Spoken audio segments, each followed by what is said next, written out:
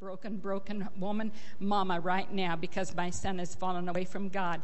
And I have already got singe marks on my arm from pulling him out of hell before, and he seems to like it.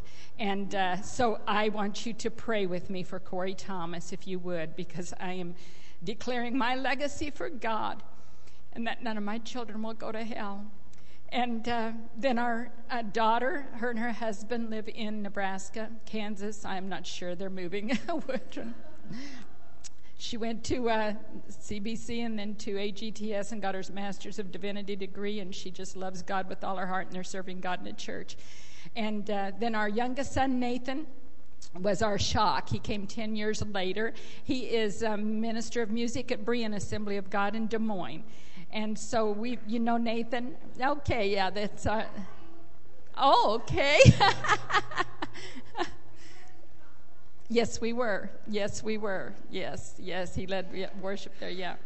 And so we were able to see the grandkids and be with Nathan and Angela this weekend, and we're headed there tonight because the Thomas Trio are going to sing tonight. And my son got his music from his daddy, definitely not from his mama. He's got his mama's personality, though. Anyway, our Nathan, he is, 31. He was raised he was 9 years old when we moved to Chicago, learned to drive in Chicago. There was a time he was leading worship for 5 different churches on a Sunday. He drove from one end of Chicago. He led worship for a Polish church unbelievable. He was just only like 15, 16. Well, when he turned 16 and could drive, he was driving all over Chicago, leading worship for different churches. So he grew up in that atmosphere, and I thank God for that because it has really cemented who he is and his love for the lost, And I feel God in this church. People, I feel God in this church. Your pastor, the scriptures that go ahead, give God praise. The scriptures that your pastor first read was so spot on with what I'm sharing. And he is led by the Spirit. And you know what is amazing? This is an Assembly of God church, and you actually have a Pentecostal pastor. And that is not necessarily common in an Assemblies of God church.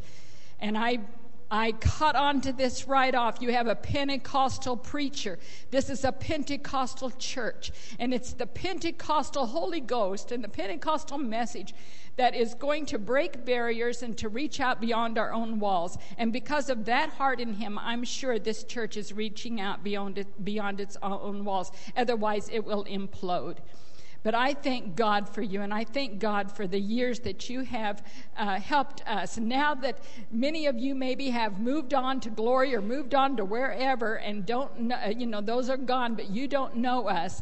I'm glad I'm here to give you a refresher course on Chicago and the heart we have for Chicago, and thank you for partnering with us and supporting us there in Chicago. So that'll give you now, with this face, a renewed vision for there is Chicago.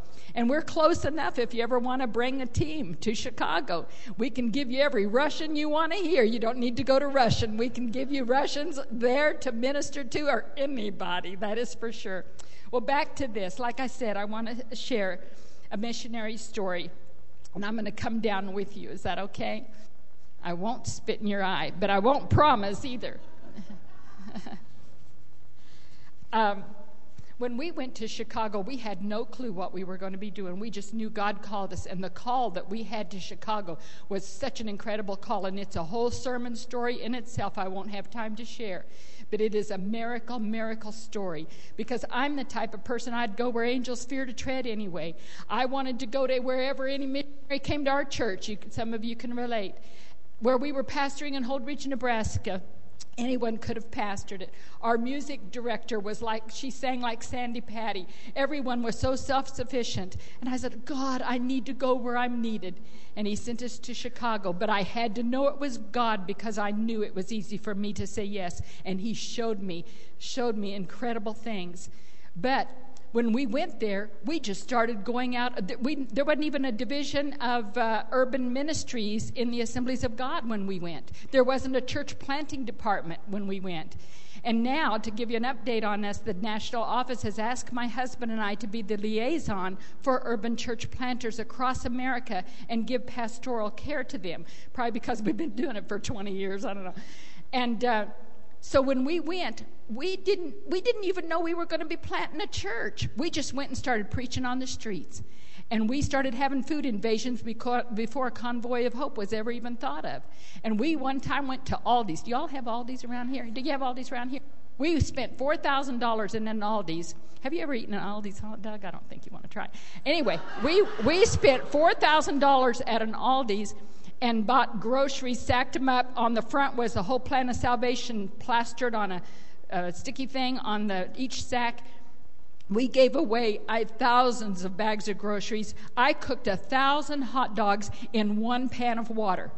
Think about that. You could cut that water with a knife, all that foam, and they were still lined up. And this is what we've done for 20 years and the outreaches and so forth. But we started seeing people saved out on the streets. We'd get a corner, we'd clean it up from all the junk, and we'd just start preaching. And we had a half-mile hailer and sing songs and different ones to share testimony. And people were getting saved. We have videos seeing transformation on the faces of people. My husband said, we got to do something now with these people. We got to disciple them. And so, we planted a church. We didn't know how. We didn't go to a church planting school. We had no clue what we were doing. And we were the least capable or expected people to go to Chicago. Yeah. And so, but God. You know, on my tombstone when I die, is going to be these two words, but God. It's not a question, but God. It's, but God, if it was not for God, but God. Because my whole entire life is one God story after another.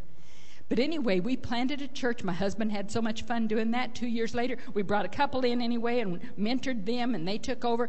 We went and planted another church. My husband thought birthing a baby church was so fun. So we did that, and we brought in a couple, and we mentored them, and they took it over. And so we went and planted another one, and we planted 4 churches right into Chicago, and we reached the worst areas possible. And we planted 4 churches. I was done. Plus, we still had all of the outreaches. We have teams in, and I feed them, and we have camps, and blah, blah, blah. And I was done. And at this time, we had lived in Chicago for 10 years and had never owned a home. Now, we had never owned a home in our entire marriage. Now, we have been married 43 years now. Now, some of you haven't even lived that long, and you think, well, this is an old lady up here. But so we were looking around for housing. I think the Division of Home Missions at the Assemblies of God, it's called U.S. Missions now, they actually told us to not buy. They wanted us to rent. I think they didn't think we'd stay. Well, 10 years of paying someone else's mortgage, we thought we ought to pay our own. Well, housing in Chicago is horrible. You guys have no clue. We were paying $1,200 a month for a little apartment for 10 years. And so we thought, we have got to put some, getting older, thinking about that. Anyway, to make a long story short, and I've got to get through this, we ended up buying a house. God miraculously provided a down payment, everything, for this house in Lansing, Illinois, 10 minutes outside of the city limits on the south side of Chicago. At this time, we were working in the Robert Taylor Homes Project, the largest housing project in America. My brother was the minister there, and the urban church planter there, and we were working with him. And it was, from where we were living, it was 20 minutes, depending on Sunday morning. You can get anywhere in Chicago real easy, or if the Bulls are playing a championship, which they haven't for years. But anyway, otherwise it takes a while. Well, this was 20 minutes on the south end, and we thought we could do this. So my husband, he used to be a home builder. He's a remodeler too, so he remodeled a home. It was our first home we ever owned, and oh my goodness, I had a place for the grandkids to come home to, and it was great. And so we were commuting into Chicago every day and back, just 20 minutes, and we cried all the way in, and we cried all the way back. We thought, oh God, what have we done? God called us to Chicago, not Lansing, Illinois. What are we doing in Lansing, Illinois? We don't even know anybody here. It just seemed like a door opened for us to get the house. And it seemed like we were walking through doors you opened, but we missed God. And we laid in our beds and we cried. And I told my husband, I said, Tim, let's sell everything except what we barely need. Let's get a little efficiency apartment and let's move back into the city. I want to be in the will of God. He said, well, Sharon, if we've missed it once, let's wait and let's pray. Let's not do anything in a hurry. And it was about that time I get a phone call from a classmate from high school. I graduated. I don't care how old to tell you I am. You'll figure it out. I graduated in 1965. About the year you were probably in high school, whatever. You said you were raised in the 60s. I don't know, maybe you were 2. Anyway, 1965, I graduated from high school. Now, if you guys would follow with me, I have got to go back to when I was a young girl, all right? My father was an alcoholic, and he had war spells. He had been in World War II and had shrapnel in the back of his neck from being a paratrooper. And whenever an airplane would break the sound barrier, my dad's mind would snap. And he would think he was back in the war and back in Japan, and Mom and us kids were Japanese. And all hell would break loose. My mom had 8 children. But even him being an alcoholic was much worse. If an airplane broke the sound barrier or a firecracker went off, he was in the back digging a foxhole in our backyard. I mean, it was just craziness. A paddy wagon would come, somebody would hear our screams, a neighbor, and they would take my dad in a straitjacket to the VA hospital. But his drinking was even worse than that because he was a very, very mean drunk. My mother married him. I can't even begin to tell you the whole story. My mother was raised in an Assembly of God church on a farm in Oklahoma. And she didn't know where a baby came from till she had one, I don't think. She was the most innocent, naive, young, precious gal you'd ever know. And she got a job at the Union Station in Wichita, Kansas during the war with a sister that had already left home. My mother only had an 8th grade education. Anyhow, my dad walked off the train in his Army uniform, and he could talk a fence post into walking. And he could be whatever he knew you wanted him to be. He could be that. He found out my mom was a Christian. He started walking the walk and talking the talk, carrying a Bible around. They got married, and 2 weeks later, he hawked her wedding ring and beat her, and it was another 24 years of hell on earth for my mother. But my mother was raised, you make your bed, you sleep in it. But my mother also loved my dad. But here's something else about my mother. My mother loved Jesus. She was not caught up into herself. She was not selfish. She had made a commitment. She had all these children. That's all she knew how to do was be a mother and have children. She had never eaten out in her life. She had never driven a car in her life. She had never been to a beauty shop in her life. But she loved Jesus with all her heart. And she was more in love with Jesus than she was with herself. And I have women coming to me. She was an overcomer, joyful woman. I have women come to me and don't know my story. And they'll sit at my kitchen table. Oh, Sharon, my husband this and my husband that. Oh, Sharon, you don't understand. You know, my husband doesn't go to church and he's not a Christian. I said, well, is your life in danger? No, Sharon, but you don't understand. Well, I'm sorry. They're crying up the wrong table leg when they come to my table. Because I saw a woman who lived for God, joyful, raised 8 kids, and not a wimp among any of us. None of us married men like my dad to prove we could fix them. We could absolutely curl what little hair Dr. Phil has left. I mean, to tell you, we were raised, my mom didn't pour bitterness into her children. She didn't tell us, look at your dad, this is what you're going to be like, or look what your dad's doing. Never. She never talked bad about my dad. We saw it, but she never did that. She never put bitterness into us. And there's 8 of us. And all 8 of us are Satan's personal nightmare. My son, that was 8 years old when my mom and dad died, was just 2 weeks ago in Tibet on a mountain winning people to Jesus. God has just blessed every one of us. We're all clothed and in our right mind. My dad would come home drunk, and we lived out in the country by this time. And there were times he would drive in the driveway, and long driveway, we could tell if he was drunk or not. And then he was in a car, he hadn't wrecked yet.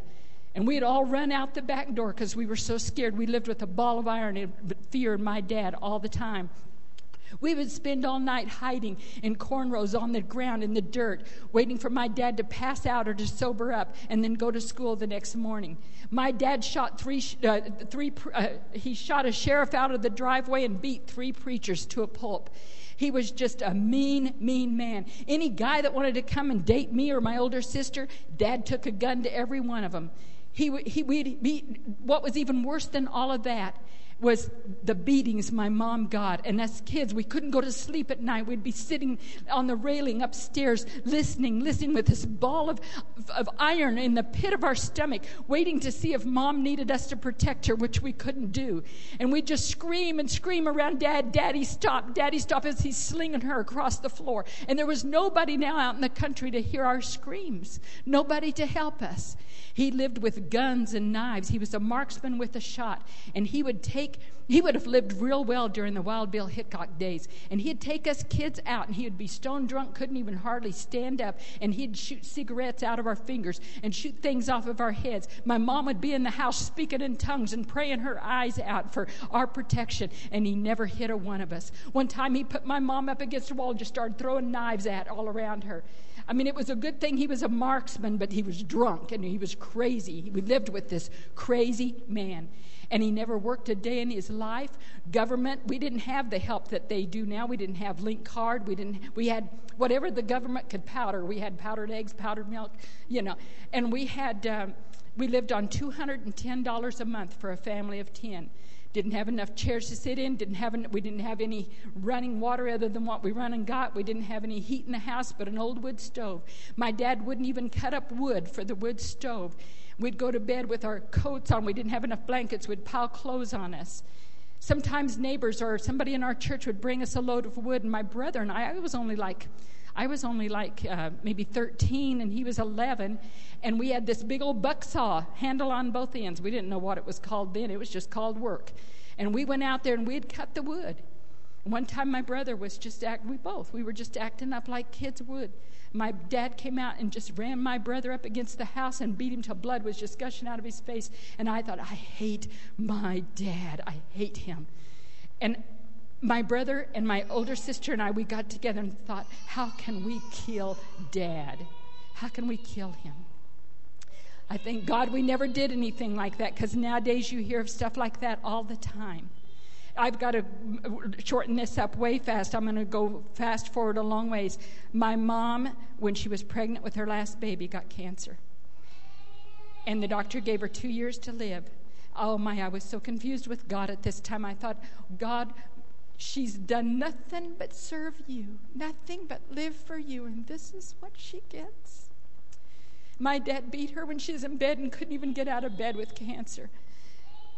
And but I go back when we were in high school. Our landlord, Christian man, let my older sister and my brother and I go to, because all the rest were younger, go to this private Christian high school. It was Mennonite, and I graduated from Berean Bible Academy. And there were only like 48 in my graduating class. Obviously, I was different. Obviously, I was so poor. I probably smelled to high heaven because my dad smoked and all the wood smoke. I mean, I honestly had never brushed my teeth till I was 18 years old because I didn't own a toothbrush or have a toothpaste. And I went to the dentist for the first time when I was 19 and had one cavity. Can you believe it? But we didn't have candy and all this other. And these are my real teeth. I've never said that before. But anyway, in high school, are y'all still with me? In high school, there were 2 girls that kind of befriended me. One I spent the summer with and helped her folks during harvest and so forth. Her name was Marty. And another girl that was kind of friendly to me and didn't reject me was Sharon. And but I graduated from high school. I couldn't believe I actually graduated. There were times that even during school, as soon as school was over with, I would hear Dad screaming at Mom and cussing, and we learned every cuss word in the book. And I'd get off the school bus, and I would go down and across the road from our house, and our driveway was quite long.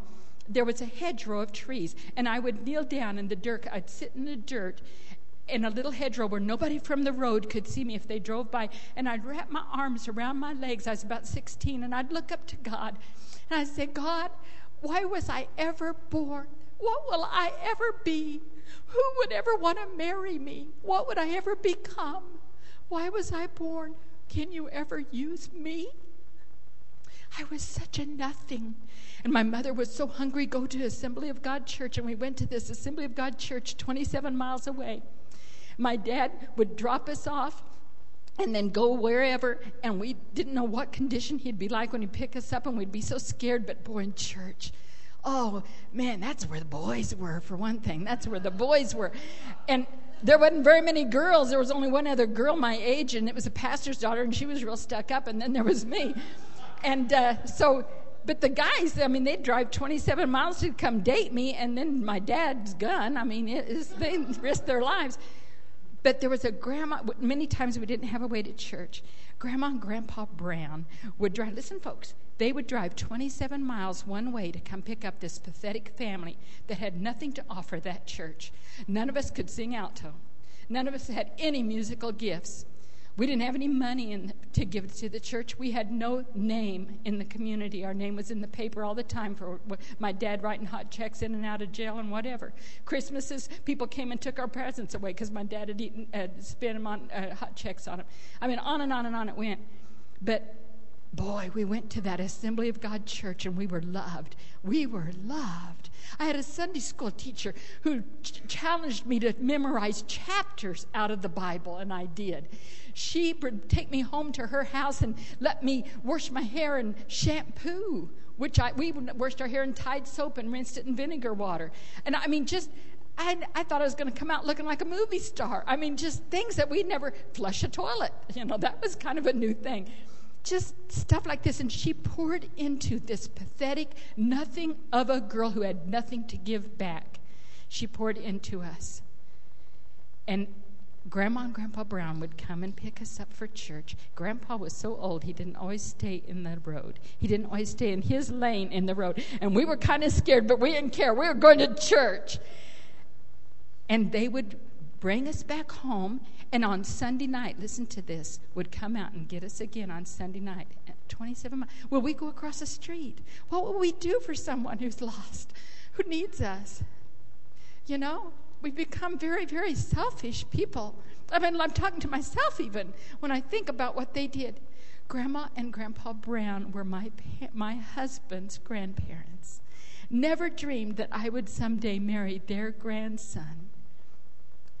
And that's another whole story. But God protected me. And God gave me the men. Girls, marry someone better than yourself. If there's any singles in here, marry somebody that you don't have to drag around all the time. Go to church with me. Do this. No. You marry somebody that'll make you better. That's the way it's supposed to be. Don't marry an albatross. Don't get married because you need to get married. Don't let me even go there. No. But God protected me, and He gave me His perfect choice. Oh, I gotta go forward. I'd like to tell you about the first time I went out to eat in my life. I'd like to tell you about the first store I ever went in and didn't even know what size dress I wore. I don't have time for all of that. But here, Tim and I got married. We pastored. He went to Bible college. I got a PhD degree, put hubby through, and then we went to, and then we started pastoring. And then God called us to Chicago. So now we're back finding a house. Are y'all with me still? What time is it, Pastor? Am I doing okay? I got time. Okay. So we're back in Chicago, and here's the miracle story. We are crying, thinking that we had missed God because we had moved outside the city limits. And I get a phone call from a classmate from Brianna Bible Academy from 1965, and I had not seen her since then. Now, I got to tell you, this story has happened about 9 years ago, okay, because it's still ongoing. She calls me, and it's my past has met up with my present for the first time because I'd never gone back to school, never talked with anybody I'd graduated with. I was Pentecostal for one thing, and that made me a little weird from the others. And so it was a Mennonite school. So anyway, here we are. And we talked for 2 hours. And, of course, now I'm not afraid of telling anybody my past. And God has healed me, and that's a whole nother story, forgiveness. God will not let harboring in your spirit go to heaven. But anyway, I talked to her, and of course I'm not afraid of telling that, and I'm not afraid of anybody now. I'm not afraid especially of the devil. My hobby is hating the devil. That is my hobby. And so anyway, we talked, and I told her everything about what it was like in my life. She said, Sharon, we didn't know. I said, I know, but when you're a teenager, you think everyone knows, And so I said, well, what about this person? What about that person? I said, well, what about Marty? Where's Marty at now? Because she was my friend. She said, Sharon, I don't know, but I'll ask my mom, because her mom still lived down there. And she said, I'll find out. So it was at this time, Tim and I are crying, waiting on God now. Do we move back into the city? I get a letter from Cheryl, and it has Marty's address on it. Now, you've got to understand, in Chicago, I'm the queen of garage sales in Chicago. I could be a taxi cab driver in Chicago, and I am the queen. So anyway, I know Chicago real well, but we've moved down on this south end now, and there's a lot I didn't know about this area. We just moved there. And so I saw the address Tim was looking at, and I looked at it. It didn't mean anything to me, Sauk Village, Illinois. And Tim said, Sharon, Marty lives 5 minutes from you. I thought, wow. So the next day, I get this little iron in the pit of my stomach. I'm on the couch, curled up with the phone, and I call Marty's phone number. Because, will she like me? Blah, blah, blah. Those old feelings all come back, And so I call Marty. Man, our voices never change. Here was Marty on the other. I said, Marty, this is Sharon Cornish. That was my maiden name, Sharon Cornish. I said, I live in Lansing, Illinois. And of course, she knew where that was. She couldn't believe it. I said, Marty, of course, I lived in the city for 10 years, only, 20 minutes from her, and I didn't know, and she lived where she is for 30 years. We were that close and didn't even know it. And I said, Marty, tell me about yourself. And she said, no, Sharon, tell me about yourself. And so I did. God this, God that. I mean, my whole story is one God thing after another. I tell you what, people, you can count the apples in a seed, but you can't count the seeds in an apple, what God can do with just somebody.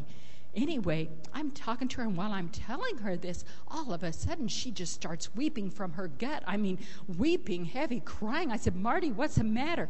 She said, oh, Sharon, just that you called me, there must be a God. She said, as soon as we graduated from high school, I went to, that Bible college in Lincoln, Nebraska, Grace Bible Institute. She said, I went to Grace, and she said, I fell away from God. I got kicked out of college. I went and joined the job. I got married, joined the Job Corps, divorced, blah, blah, blah. And she said, I'm married to the guy I'm married to now for 30 years, something like that. And she said, he works the steel mills here in Indiana, and he can't read or write. He's totally illiterate. And he drinks all the time. And she said, I take a butcher knife to bed with me to protect myself. He's put me in the hospital 3 times.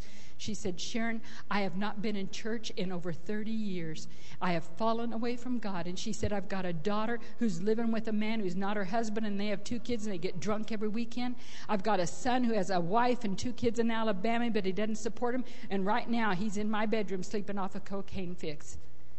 And oh, my heart. Because Marty was raised in a Christian home. Everything was fine. And I couldn't believe it.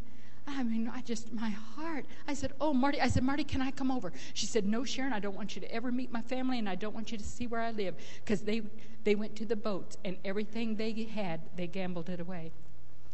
And I said, well, Marty, you come to my house.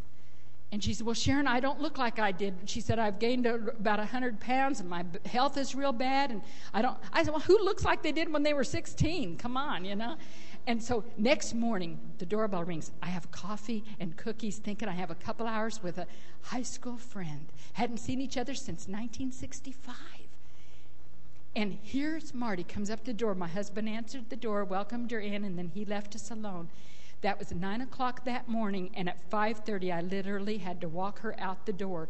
And she'd have moved in with me if I'd let her. And she laid in my arms. She laid in my lap, weeping and crying as I'm pumping Jesus back into her. I was doing a Bible study care group in Chicago in the Inglewood neighborhood, the most horrible neighborhood in Chicago, but it's nothing to me because we love that. That's what we're used to. Marty had never been in the city of Chicago living that close. A lot of people are like that. And she went with me. But it was her bingo night. She said, well, Sharon, do you play bingo? And I said, well, yeah, with my grandkids. That ain't the bingo she was talking about. She spent $400 a week on bingo. And so anyway, but that was her night. But she started coming in with me to this Bible study because she hadn't surrendered back to God yet. I had not met any of her family. And she started going in with me. And so I'm still pouring God in her and blah, blah, blah. And we'd get into Chicago. She said, Sharon, look at there. I said, Marty, you're fine. You're fine. Just stick with me. You're fine. You're fine. She's so scared. Well, anyway, she's warming up to it all and just being with my friend again. And it was just incredible. Well, lo and behold, she broke her foot and ended up in the hospital. So she wasn't around to tell me what I could do or couldn't do. And so Tim, my husband, was off on a missions weekend somewhere. He was off preaching. And so I made a roast beef and carrots and potatoes and an apple pie, the whole 9 yards, made this dinner. And I took it to her husband and her cocaine-addicted son. Went to their house. She's in the hospital. It took me a while to find the house. I knock on the door. Already heard about Sharon because she had told them. And I knock on the door and they yelled somewhere in the caverns of that house, come in. And I went in. I mean, literally opened the door. You could not see anything for the cigarette smoke. My eyes adjusted and I see these two old raggedy men at the table, beard, dirty hair, the whole 9 yards, really bad. I went over to them and I hugged them both. I said, I'm Sharon and I brought you supper. I heard Marty's in the hospital. I brought that in. The next night I did it again. And then the next night my husband's home. By this time I said, oh, Tim, you've got to meet these guys. You have got to meet this. And it's Danny and Danny, Big Danny and Little Danny. But Little Danny was the son, but really bigger than his daddy. Anyway, so I said, Tim, you have got to meet these guys. So Tim came over to help me take the meal the third time. And I'm hugging on those guys and telling them who I am. And so anyhow, Marty gets out of the hospital. My husband, of course, like I said, he has recorded 5 albums. And so I gave Marty his CDs, my husband's CDs. And she started playing them. Her husband fell in love with my husband's music. He started putting them in his truck on his way to the steel mill. Listen, he ended up, to make a long story short, memorized every song on every CD, which my husband doesn't even know anymore, and memorized them all. He'd be at the steel mill singing, wonderful, wonderful Jesus is to me. I mean, he'd just be singing these songs, my husband, and so we thought, okay, if he loves this music so much, my husband was doing a concert in the area. We thought maybe he will come since it's not church. Marty and Danny came to that concert, and they came forward. Oh, and Marty, I got to tell you, at my house, when I said, Marty, there's going to come a day you're going to love your husband. Oh, Sharon, it's not there. And she'd beat her breast. No, it's not there. You know, she couldn't see that at all. If you just looked at him, you'd think that man could not be saved. I've seen many people like that. That man cannot be saved. But anyway, they came forward holding hands, both of them, tears streaming down their face, gave their heart to Jesus. Well, then we had to disciple these two. But we're still out of the will of God, you know, moving where we did. And so we get them over on our house on a Tuesday night for Bible study. Danny can't read or write, so my husband reads the scriptures and so forth, and we do a little Bible study, explain the scriptures. We'd take him out to eat and go to a buffet where he wouldn't have to read a menu, blah, blah, blah. Well, then the people on his block, there in Sauk Village, that whole block, they'd all lived there for over 30 years together. Drug dealers, all kinds of messed up people. And they all hated each other and loved each other at the same time. And they would go out into each other's yard and just shake their fists and cuss each other out, and yet they'd die for each other. It was crazy. Anyway, they'd come into Danny's house, and of course they were used to cussing and whatever in his house. And we bought them a big oak plaque. They put in their kitchen, and it said, "As for me and my house, we will serve the Lord." People would come in Danny and Marty's house, and they'd start cussing, and he'd point to that plaque, and he'd say, "Not in this house. This is God's house. I mean, old things are passed away. Behold, all things become new." What has happened to that verse out of the Bible? Everybody has to have a process now. Excuse me, I'm old enough to believe. I'm old enough to have faith enough to believe that, honey, if you give it to God and you keep it at the foot of the cross, God is able to take it, and you don't have to be in this 10-year process getting rid of your sin, because the Bible says old things are passed away, and behold, all things become new. And so, watch it, I'm going to preach. So anyway, then they were changed. They started seeing the change in Marty and Danny. So Marty and Danny, they'd even go and knock on doors, come to this Bible study. We outgrew our living room, so we took all of our furniture out of our basement, went to Sam's, bought a bunch of folding chairs, filled up our whole basement. This whole block is getting saved. These people are getting saved. And we're still thinking we're out of the will of God. And so we are just mystified what's going on. My son Nathan had just got married to Angela, had been married 3 months. They were youth pastors, minister of music in Lexington, Nebraska. We called Nathan. Daddy said, Nathan, I don't know what's going on, but God is doing something here. And he said, I need your help. I need your help. We were used to Nathan being there to help, these church plants and stuff. He said, I need your help. God is doing something. Nathan and Angela didn't even have to pray about it. They said, Mom and Dad will be there. Dad told him, Tim said, I can't offer you anything. We'll rent a house for you for a year, and that's all I can give you. Nathan would go to funeral homes and give his services to play the organ or piano for people that didn't have somebody for funeral, just to earn money, anything. He did anything. And so anyway, they moved up, and they rented this little house, and they would take these children that were coming now, and because we moved to Sauk Village now in one of the homes that was bigger than ours, and we were doing our Bible study there. People were coming, bringing their kids now. So they went around a picnic table in the backyard, Nathan and Angela with the children, and started doing children's church. And Nathan he had a little keyboard, and he'd go in there and do music for us and do worship before we started our Bible study. And all of a sudden, we realized we had a church. It was like, we have a church. All the time it was even in process. It never dawned on us we had a church. We started a church. Now, there was a little Assembly of God church in the town of Lansing, only about 2 blocks from our house. And we could have put all of those people there, and we tried. Because we still didn't know God wanted us to plant a church. I already told God him and his next wife would do that one. But that church, the medium age was about 78. 85-year-old lady led the worship, and some of it was from Salty Praise.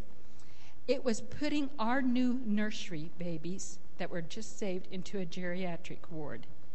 Great people, lovely, but they were maintaining, and that would not have worked. And so we thought we'd tell these people, okay, can't we have our own? They saw the difference in our Bible studies from going there. Can we have our own church? And so we thought, well, we'll let them be such a part of this. We'll let them name this church. And here's some of the names we got. Lost and Found. Love Forever Yours. So we thought, well, maybe we ought to name the church. But anyway, to make a long story short, there is a good church, Restoration Church, in that area in Chicago Heights, Illinois, and it's going great. And all of those people found God. Now, let me tell you what happened. And plus, we knew we were in the will of God. First of all, before I go about the will of God, I want to tell you about Marty and Danny. About 7 years after the church was planted and Marty and Danny had given their hearts to the Lord, they died 7 weeks apart. And it was from their health of living their lifestyles. She was the same age as I was. I was with her when she died. I was with her when she was on life support 2 weeks before she died, and she actually came out of it. I'd lay on her chest. She's in a coma, and I'd lay on her chest for hours. I stayed at the hospital nonstop, and I'd sing hymns to her that we grew up with. I'd just sing to her. Didn't know if she could hear it. She come out of that, and she said, Sharon, I heard everything you said, and I heard every song you sang.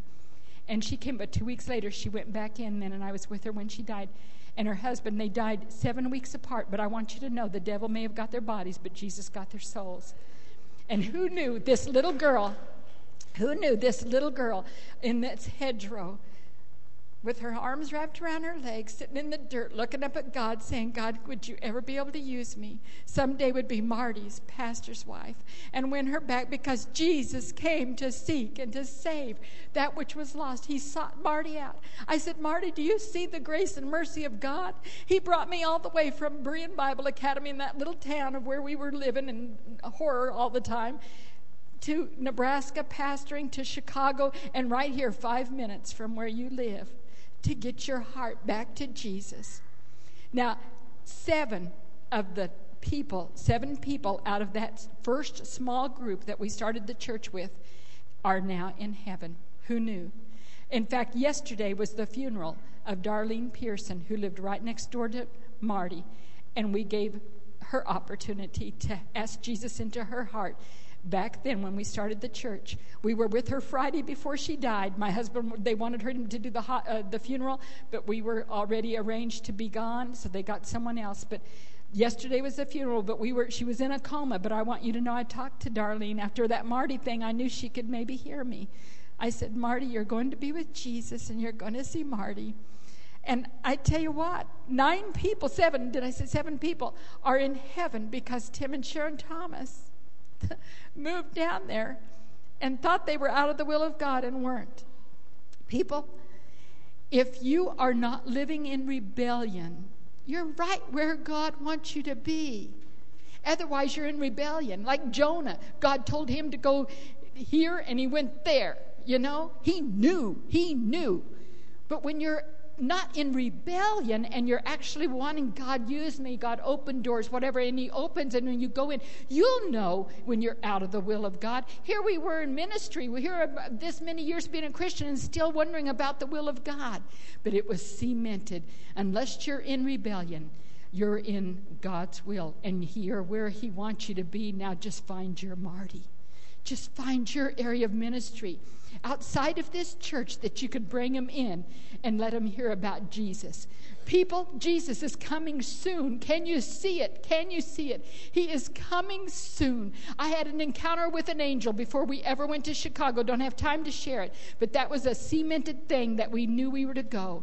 And that angel told me he's coming soon. He's coming soon. People, get rid of sin in your life. Don't play with fire. Don't play with it anymore. You know, I don't even have to tell you your sin.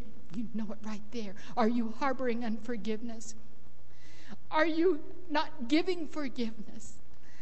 Are you have sin in your life, junk in your life? Are you watching what you shouldn't be watching? Are you doing what you shouldn't be doing? And call yourself a Christian, and you know you're playing with fire. You know that Jesus could come in the twinkling of an eye, and honey, hell is hot and heaven is good, and God has given you every opportunity to go to heaven.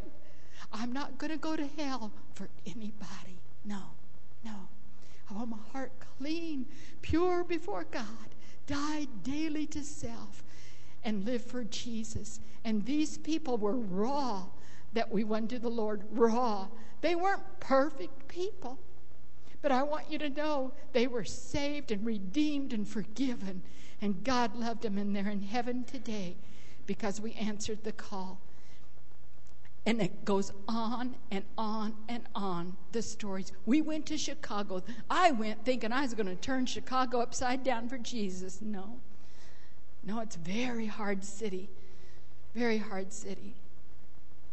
But my world, who God brought into my world, was who I influenced. Now, the devil didn't want me to be an influencer. I didn't learn how to forgive until I was already we were pastoring our first church. If 2 ladies were in the corner talking, I figured they had to be talking about me. I was so insecure.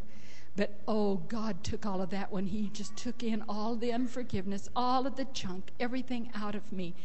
Because people, the devil doesn't care, Pastor, if you can preach good. He doesn't care if you're up there leading worship on the worship team. He doesn't care how often you come and fill that pew or how often you do anything for the church, as long as you're not effective. But you get rid of all of the sin in your life and quit wearing the facade and become real with God, then you become Satan's personal nightmare. Then you're effective, and then he's got a battle on his hands. That's what Jesus is looking for, people like that. God bless you. I just want you to live for Jesus. If you remember anything from this old lady, live for Jesus. It will be worth it all. Pastor.